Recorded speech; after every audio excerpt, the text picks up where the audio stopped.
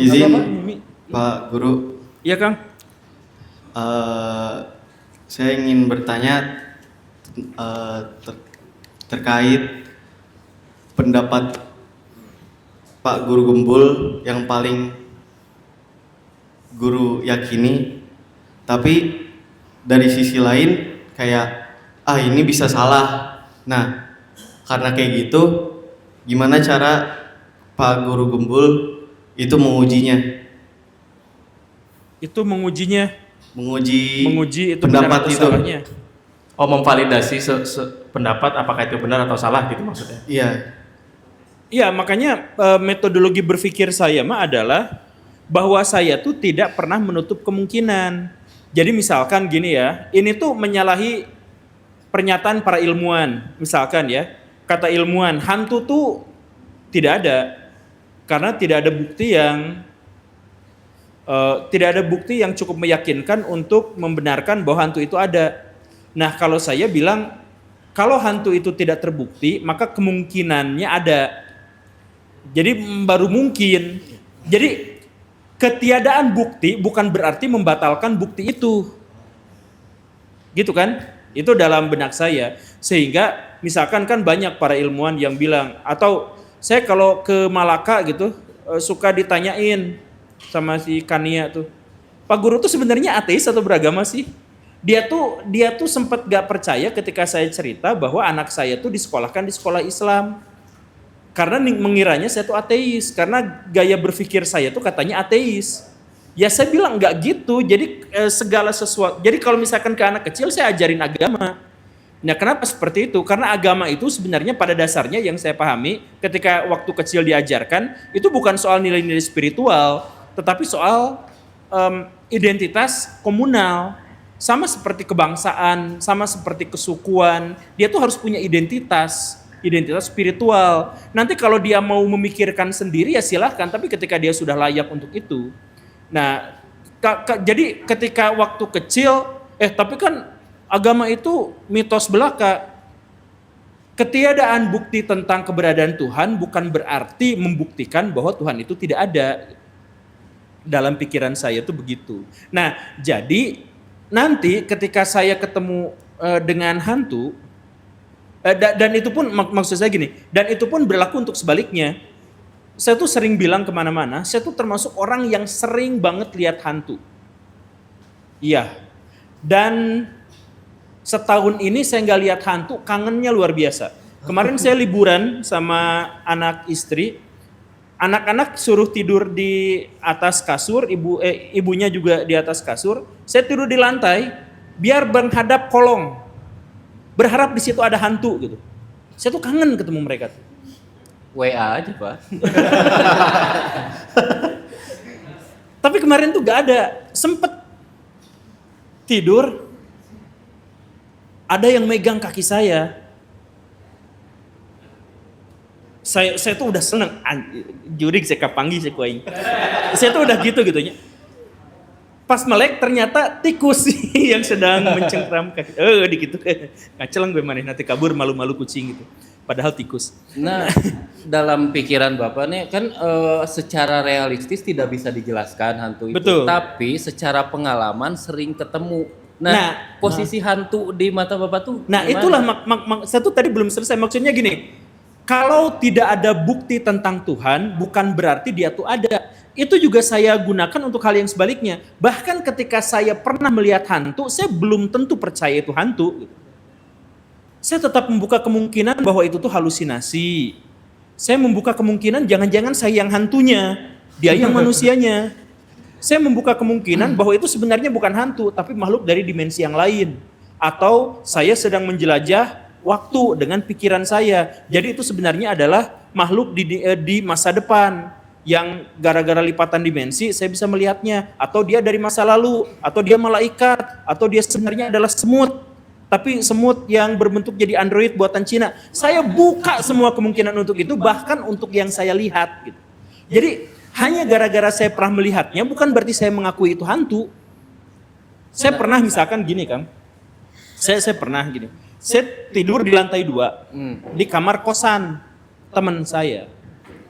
Nah, di jendela itu ada cewek lewat, nih teman saya semuanya ketakutan.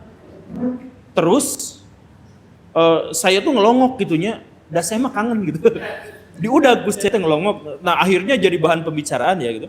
Kemudian si teman saya tuh bilang, itu jurig, yakin. Dia mengajukan pertanyaan. Ini pertanyaannya kepada saya. Kalau bukan jurig apalagi coba ada cewek bisa melayang. Kan di bawahnya tuh jauh ke bawah tuh. Dia lewat di situ nggak ada pijakan, nggak ada apa-apa, dia lewat di situ. Kan nggak mungkin kalau itu orang. Ya. Bener gak?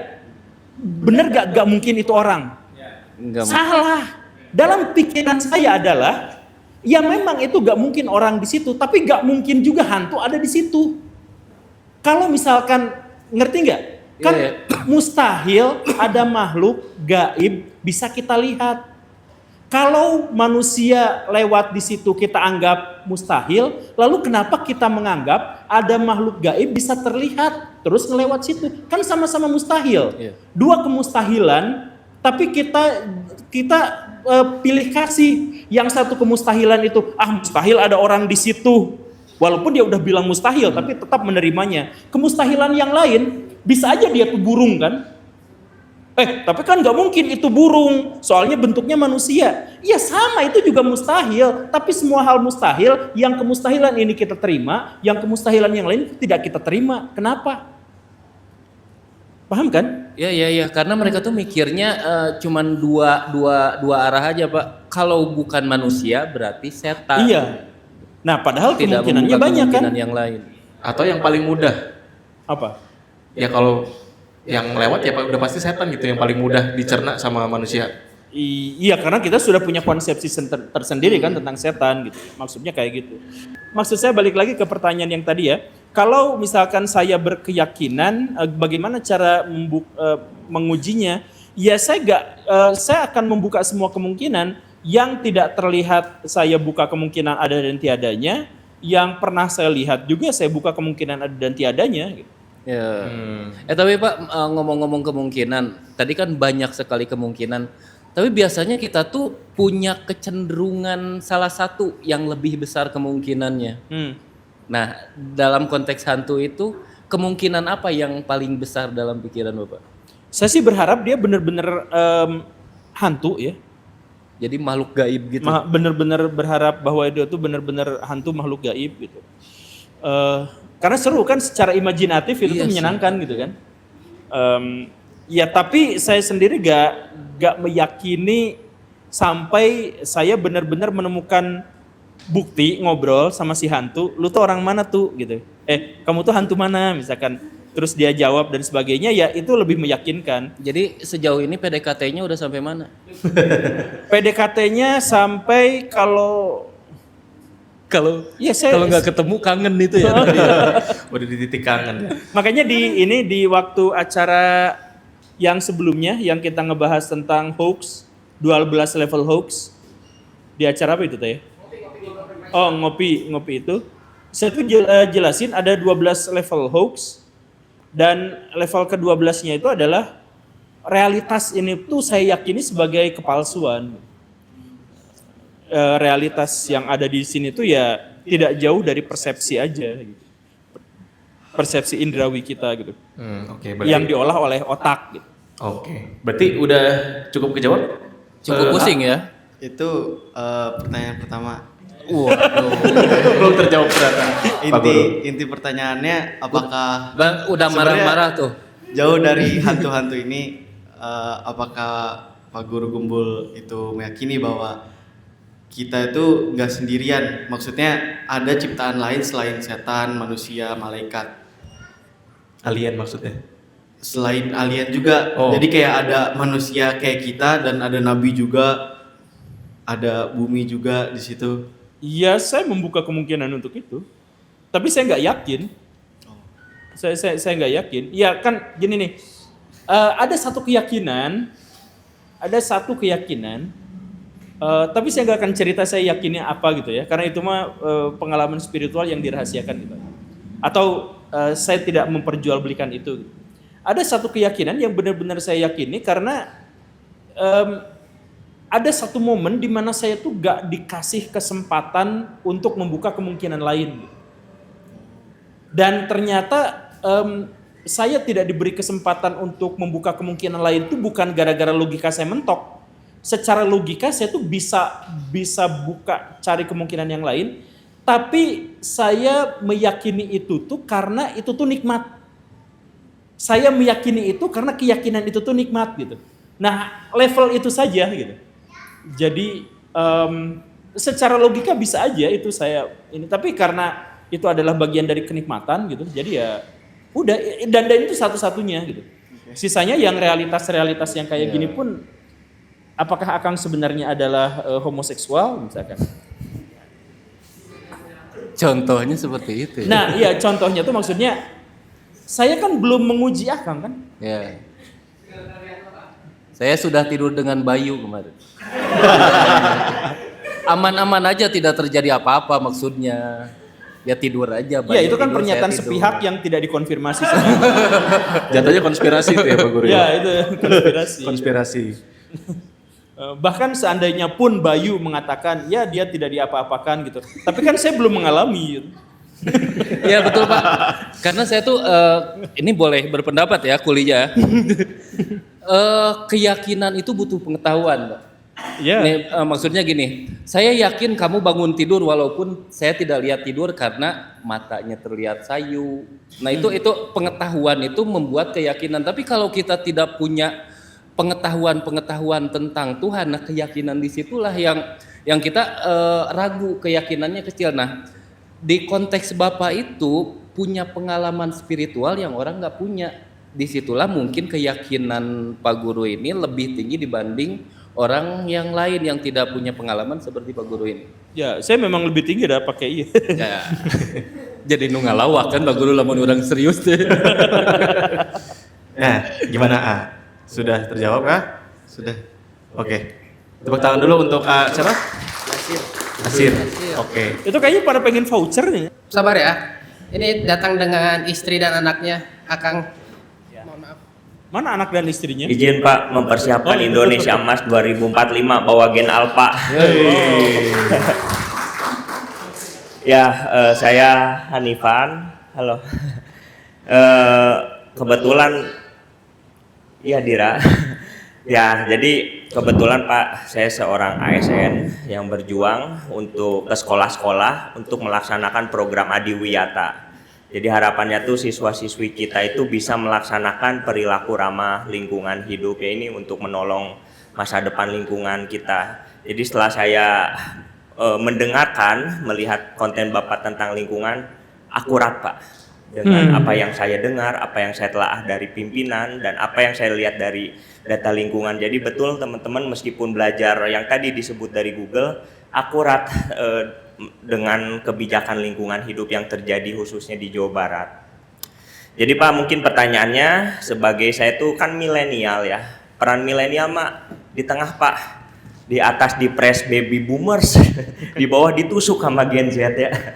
Nah, bagaimana Pak caranya kita milenial itu kan diposisikan sebagai mentor, mencetak gitu generasi Gen Z, Gen Alpha, Gen Sigma bahkan, ketika mereka dapat ilmu dari kita, mereka itu bisa mengemas ilmunya seperti founding fathers kita Pak.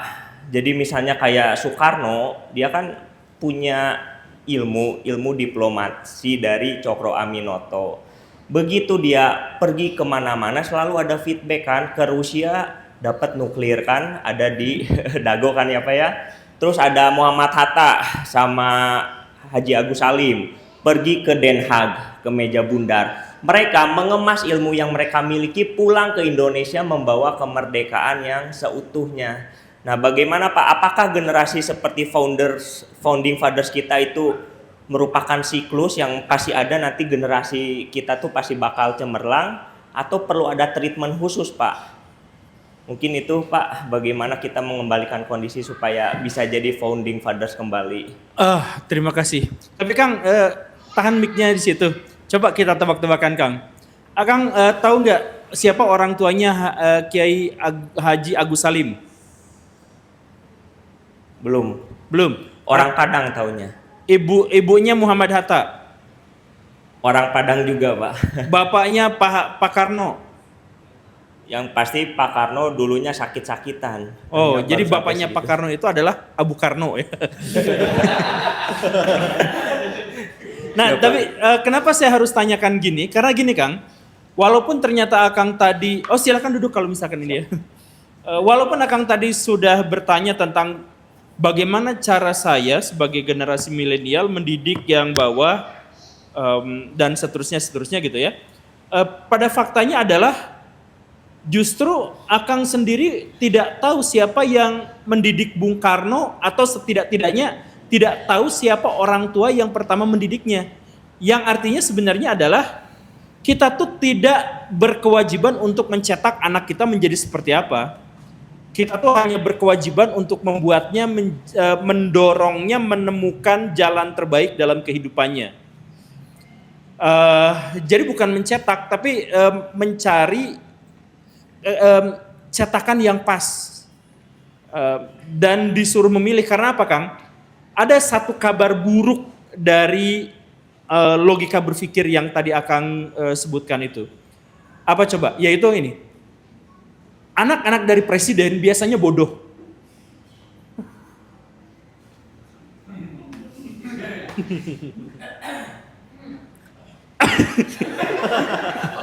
Atau setidaknya kita cari jalan yang lebih mudah lah. Setidaknya tidak sehebat ayahnya. Tuh. Anaknya Iwan Fals itu konon katanya kena narkoba. Anaknya Bruce Lee meninggal di usia dini. Gara-gara keceplosan yang tidak mungkin dilakukan oleh ayahnya sendiri. Kenapa coba? Karena anak-anak dari orang besar itu punya beban sosial yang bahkan tidak sanggup dia tanggung. Yang seandainya dia adalah Eng, dia akan menyembunyikan 100 tahun dirinya di dalam es.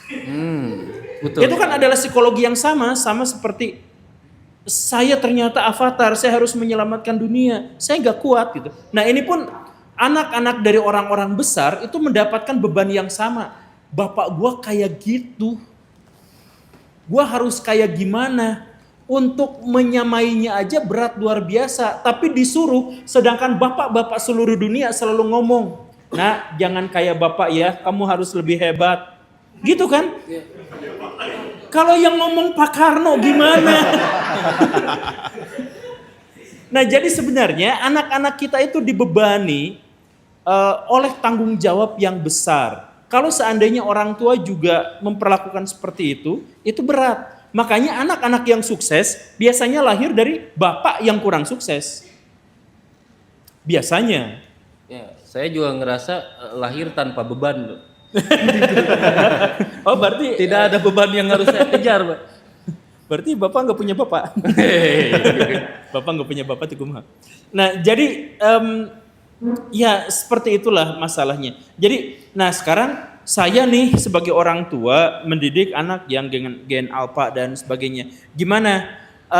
Sekarang tuh ada sebuah masalah besar di mana setiap ajaran dari satu generasi itu tuh tidak relevan untuk generasi selanjutnya.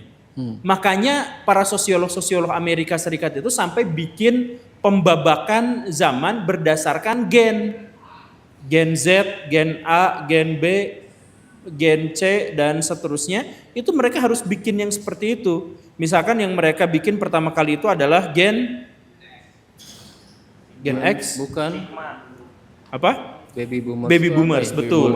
Betul, baby boomers. Jadi itu adalah tahun 50-an sampai tahun 60-an. Ketika Amerika Serikat emak-emaknya itu melahirkan lebih dari 4 orang anak secara rata gitu. Karena sebagai kompensasi atas kematian dalam Perang Dunia Kedua. Entah di konflik manapun, kalau perang terjadi besar-besaran, emak-emak tuh jadi lebih rajin untuk punya anak. Oh, kalau perang emak-emaknya rajin Iya. punya anak. Kayak di Palestina tuh, itu tingkat kelahirannya signifikan kan? Di Ukraina signifikan. Di Venezuela signifikan. Jadi semakin banyak kematian, entah bagaimana ceritanya, emak-emak tuh senang melahirkan. Agak aneh ya. Ya makanya di Amerika Serikat dibikin yang namanya generasi baby boomers gitu. Karena pada waktu itu babynya banyak gitu. Tiba-tiba tuh babynya brojol gitu. Iya, iya. Tiba-tiba tuh banyak gitu. Nah Coba kenapa generasi-generasi itu harus dikasih nama? Karena ngomong sama generasi A dan generasi B itu pada akhirnya berbeda satu sama lain. Nah inilah beban kehidupan kita. Kita dipaksa untuk ngomong sama generasi yang kita ejek sendiri. Itu Kan kita ngejek generasi yang lebih bawah, alah bocil-bocil tahu apa. Bocil itu ngomong ke kita, dasar bapak-bapak ngebodornya juga nggak lucu, kita pura-pura ketawa aja gitu. Karena komunikasi kita beda, apa-apa kita beda, dan kita tuh dipaksa. Saya tuh sering bilang, ribuan tahun yang lalu, ratusan tahun yang lalu, bahkan puluhan tahun yang lalu, generasi tuh gak ada gap. Ketika ada seorang ibu ngajarin anaknya cara masak tuh gini, itu berlaku 1000-2000 tahun berikutnya tuh caranya masih yang sama. Ketika ada seorang ayah ngajarin, nak bikin roda pedati itu gini caranya. Roda pedati itu 2000 tahun masih bentuknya sama seperti itu. Jadi ilmu pengetahuan dari nenek moyang masih bisa digunakan. Makanya orang-orang yang sangat feodal mensakralkan nenek moyang karena mereka adalah pemberi ilmu yang relevan sampai sekarang. Tapi coba sekarang, jangankan nenek moyang, bapak kita aja ngajarin kita sesuatu itu udah gak relevan. Kayak Akang tadi itu, nak jadi PNS ya, coba ngomong sama anak yang berikutnya, PNS, enggak lah, saya mau jadi konten kreator. Kan gitu. Jadi sekarang tuh udah beda banget gitu. Makanya bahkan sekarang dalam wirausaha ada old money, ada apa lagi? OKB. Iya itulah. Jadi orang-orang kaya generasi tua yang bisnisnya itu properti, minyak, sama yang generasi yang lebih baru, kripto gitu. Ya coba kalau misalkan yang tua itu ngajarin ke yang muda, gak relevan. Ilmu-ilmunya tuh gak relevan. Misalkan ginilah, Elon Musk mendemonstrasikan mobil Cybertruck Tesla ditimpuk sama batu, pecah, diketawain. Kata Elon Musk, coba lempar lagi tapi lebih pelan. Dia lempar lagi, pecah lagi, diketawain. Dia cuma ngomong, oke, saya akan perbaiki itu, dan tapi setidaknya saya sudah bisa bikin mobil yang revolusioner, bla bla bla bla bla. Apa coba? Ternyata kaca pecah itu adalah bagian dari marketing. Karena sejak saat itu media-media memberitakan booming. Awalnya dia harus bayar media untuk memberitakan. Sekarang gara-gara ditimpuk pecah itu jadi fenomena, diketawain banyak orang, mau media sosial maupun media digital. Semuanya itu memberitakan. Jadi akhirnya apa? Di 1 minggu itu penjualan naik 10 kali lipat. Nah, coba kalau ada orang tua ngajarin ke anaknya, nah, bisnis itu tampilkan yang baik-baik. Elon Musk menampilkan yang buruk. Tapi penjualan 10 kali lipat. Kan itu gak bisa diajarin dari orang tua ke anaknya. Ternyata zaman berubah. Zaman di mana medsos berkuasa, biarin terkenal walaupun itu terkenal karena keburukan. Karena ternyata apa? Kan yang kaca pecah itu hanya satu elemen. Bentuknya aja itu sudah aneh. Cybertruck istilahnya aja udah aneh. Bahwa dia adalah mobil listrik itu juga sudah aneh. Orang-orang langsung baca. Ternyata bahkan kekuatannya lebih besar daripada Ford 150 Raptor misalkan. Dan seterusnya dan seterusnya. Penjualan naik gitu. Nah jadi maksud saya adalah, coba kalau misalkan Elon Musk diajarin sama bapaknya, dia nggak akan bisa sesukses itu. Jadi balik lagi, nanti kalau misalkan kita ngajarin ke anak kita, ternyata gini, mungkin yang kita ajarin itu sesuatu yang salah atau tidak relevan. Makanya, apa? Makanya jangan kita jadikan, jangan kita tuh memposisikan untuk gimana cara kita mencetak anak kita. Gitu. Karena mungkin saja cetakan kita tuh gak berlaku, gak relevan. Jadi yang paling penting adalah dorong supaya kualitas hidupnya baik dan serahkan kepada dia pilihan hidupnya sendiri. Oke. Tapi untuk bekal, kalau masa depan itu kita belum tahu, lalu apa bekal dasar yang harus dimiliki anak-anak? Jadi gini, kalau nilai-nilai dasar itu tuh selalu sama. Jadi kita sederhanakan kayak gini, Kang. Akang punya usaha, punya KP, dan Akang sekarang sedang membutuhkan seorang kasir. Akang milih orang pinter tapi korup atau orang bodoh tapi mau belajar? Bodoh tapi belajar. Di sini pasti semuanya gitu kan? Karena gak akan ada orang yang mau Iya. merekrut orang yang korup dan pembohong. Gak akan ada yang mau kan? Nah, berarti itu adalah nilai universal Nilai-nilai dasarnya seperti yang itu. bisa diterapkan untuk semua zaman. Manifestasinya itu berbeda. Nanti generasi PNS, generasi konten kreator, generasi apa itu bisa berganti-ganti, itu manifestasi aja. Tapi bahwa kita menjadi orang yang dipercaya oleh publik dan itu menjadi sumber dari kekayaan kita, itu saya yakin itu masih relevan di semua zaman gitu. Berarti moralitasnya ya Pak? Mentalitas. Moralitas tuh mores kan. Kebiasaan yang dianggap benar. Iya. Kesepakatan ya Pak? Ya jadi mores itu juga berubah Kang. Jadi dulu Habib cium kaki itu normal kan. Sekarang diketahui netizen gitu. Nah itu moral mereka sebutnya itu adab kan. Nah jadi mental sih yang lebih penting. Yang lebih definitifnya itu. Oke, mungkin sudah cukup terjawab Pak. Oke, Mantap. tepuk tangan untuk Tangan. Pak. Siapa coba? Lanjut, Mas Yana. Ini dulu ya.